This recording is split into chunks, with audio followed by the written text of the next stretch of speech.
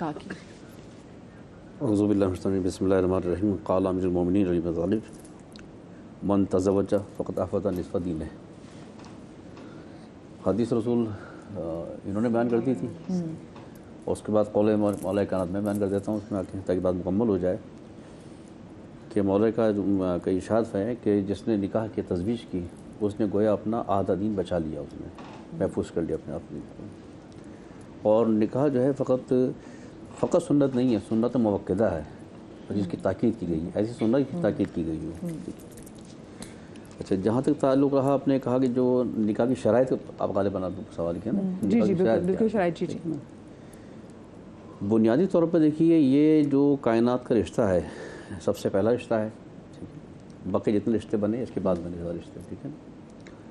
اچھا، اس میں بنیادی شرائط جہاں تعلق ہے، شرائط تو جب یہ ہمارا سلسلہ تحریر کا شروع ہوا تو اس کے بعد شرائط مباحثہ لکھی گئی، لیکن بنیادی شرائط جو ہوتی ہیں، بنیادی شرائط میں یہ رشتہ کس قسم کا رشتہ ہے کہ جس کے اندر یعنی مجموعی طور پر اگر نکاح کرتے وقت ان چیزوں کو ملحوظ خاطر رکھ لیا جائے کہ جو دین کہتا ہے.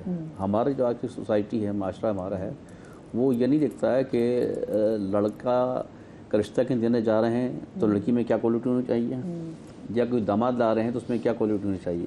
آج کل پیمانہ ہمارا کیا ہے؟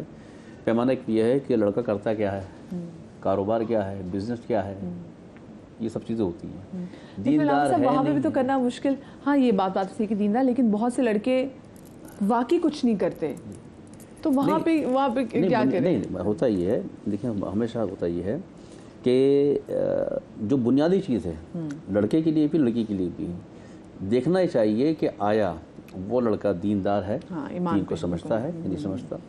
دیکھیے معاشرے میں دو طرح کے افراد ہوتے ہیں، ٹھیک ہے. ایک ہوتے ہیں حرام جنہوں کچھ نہیں کرنا. ہمیشہ جب بیٹی کا رشتہ اگر آ رہا ہو، کبھی ہم سے کوئی پوچھتا ہے، آئزہ اقربا پوچھتے ہیں، مسئلہ کرتے ہیں، تو ہم یہ خیال یہ دیکھتے ہیں کہ یہ دیکھیے کہ لڑکے کو ہاں تعلیم کے زیور سے آراستہ ہونا چاہیے، پڑھا لکھا ہونا چاہیے، تعلیم ہونی چاہیے، ٹھیک ہے، محنتی ہو، ٹھیک ہے، کرنے کا جذبہ رکھتا ہے. آج نہیں ہے کچھ اس کے پاس، نوکری نہیں ہے، کوئی مسئلہ نہیں ہے، لیکن کوشش کر رہا ہے، ٹھیک ہے نا. یہ نہیں کہ تعلیم بھی نہیں ہے اور ہم اس کے بارے معلومات کے پتہ چلا کہ حرام ہے، کچھ نہیں کرتا کراتا، پھر بھی ہم کہیں نہیں کر لے گا کچھ نہ کچھ. یہ کانسیپٹ غلط ہے، یہ والا کانسیپٹ ہوتا ہے، ٹھیک ہے نا.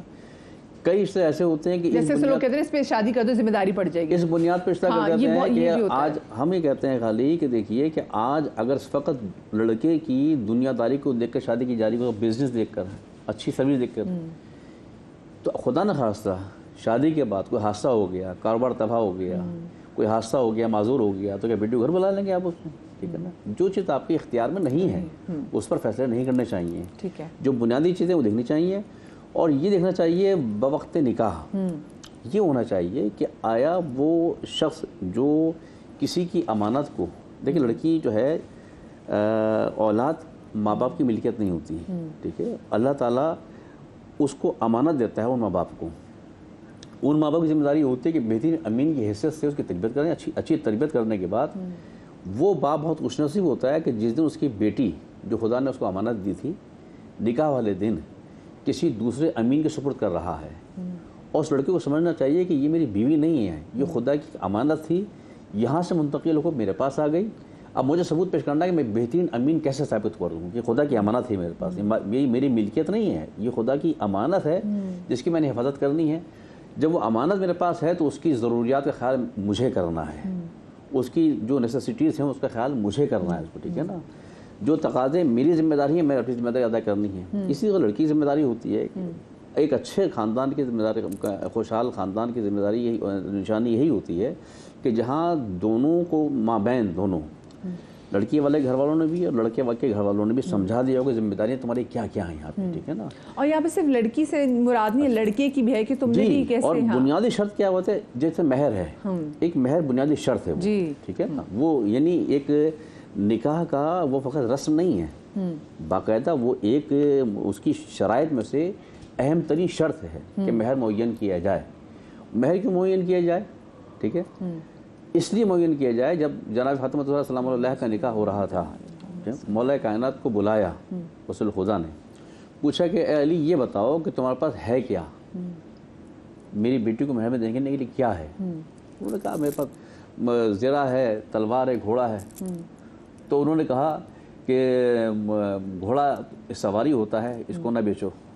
तलवार एक हथियार होता है, इसे दीन के सिपाही, उसको ना बेचो। ज़रा बेच दो तुम, इसलिए कि तुम जैसे शुजा के लिए ज़रा की ज़रूरत नहीं है। वो ज़रा मौला कायनात ने बेची, उससे जो कुछ रकम मिली वो अल्लाह के रसूल खुदा को वही महर था, वही थी। उससे जनाब फातिमा का जो भी जहेज था उस महर से की रकम से बनाया गया। महर का बुनियादी कॉन्सेप्ट क्या है? वो ये है कि, और शरीयत ये कहती है कि लड़का जो है अपनी बीवी के सारे अखराजात, यानी शादी के बाद नहीं, शादी से पहले वो वही एहतमाम करें तमाम चीज़ें। अल्लामा साहब बहुत शुक्रिया आपकी बात करने का। वो इस वजह से क्योंकि हमारे यहाँ तो माँ बाप जब बच्ची घर में पैदा होती है तो उनको डर किस चीज़ का होता है कि हाय बच्ची पैदा होगी, इसकी शादी करनी है, इसका जहेज़ इकट्ठा करना है। लेकिन अगर हमने शरीयत में देखे, हमने दीन में देखे, तो जो कायनात का इतना हसीन जोड़ा, जब उनकी शादी हुई थी तो मौला कायनात ने अपनी ज़रा बेची थी, जो पैसे आए थे उसमें से चीज़ें खरीदी गई थी। तो हम ये किसको फॉलो कर रहे हैं? ये जो जहेज़ पे हम माँ बाप बेचारे अपनी ज़िंदगी की सारी जमा पूंजी लगा देते हैं, और जिस जहेज़ को जमा करने के चक्कर में बच्चियों की अक्सर में उम्र भी निकल जाती है। बिस्मिल्लाहिर्रहमानिर्रहीम, नहमदुहु सल्लल्लाहु अला रसूलिल करीम। जहेज़ के ऊपर भी हम डिस्कशन कर रहे हैं कि और कंडीशन पे निकाह की कंडीशंस क्या हैं और एज क्या है। तो तीनों चीज़ों को थोड़ा थोड़ा मैं बयान करता हूँ। रसूल करीम सल्लल्लाहु अलैहि वसल्लम का जो सबसे पहला अक़्द मुबारक हुआ है हज़रत सैयदा बीबी खदीजा रज़ियल्लाहु तआला अन्हा व सलामुल्लाह अलैहा, तो उस वक्त जनाब नबी करीम सल्लल्लाहु अलैहि वसल्लम की उम्र मुबारक 25 साल थी, और सैयदा खदीजा रज़ियल्लाहु तआला अन्हा उनकी उम्मन जो बयान होती है 40 साल उम्र मुबारक बयान होती है।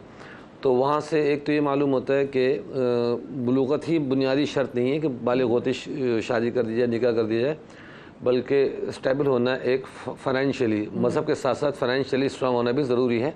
क्योंकि रसूल करीम सल्लल्लाहु अलैहि वसल्लम जो है वो हज़रत बीबी खदीजा सलाम अलैहा का काफ़िला तिजारत वो ले जाते थे, बिज़नेस में बड़ा प्रॉफिट आता था माशाल्लाह। तो हज़रत सैयदा बीबी खदीजा ने आप सल्लल्लाहु अलैहि वसल्लम की अमानत, दियानत, आपकी पर्सनैलिटी, आपकी वो तिजारत में महारत, ये सारी चीज़ें देखी, फिर आपकी दीनदारी, सब चीज़ें देखे। तो पूरा मजमुआ एक होना चाहिए कि जिसमें दीनी क्वालिटीज़ भी हों, जैसे अल्लामा साहब ने बयान फरमाया, और दुनिया क्वालिटीज़ भी हों।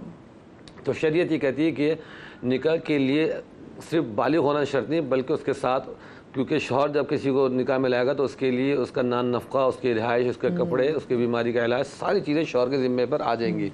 उसके अंदर जब सलाहियत होंगी तब वो निकाह करेगा। ये तो हो गई उसकी उम्र के कम अज़ कम, जैसे हमारे कानून में 18 साल है, 18 साल के बाद करेगा सूबा सिंध में, बाकी में कुछ 16 साल की उम्र भी है।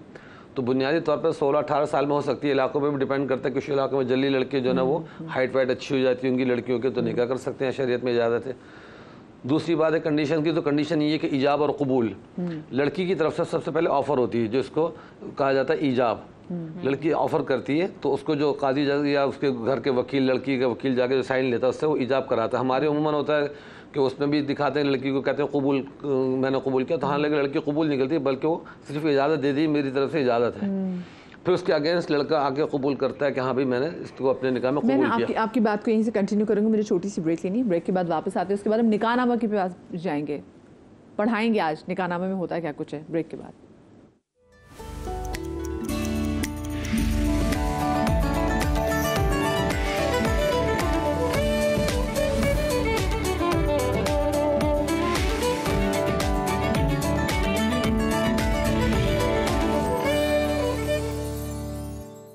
ब्रेक के बाद एक बार फिर से खुश आमदीद। और क्योंकि हमारा टॉपिक ही आज का ऐसा है कि ब्रेक के दौरान भी हमारी इस पे बड़ी काफ़ी बातचीत चल रही थी, क्योंकि हम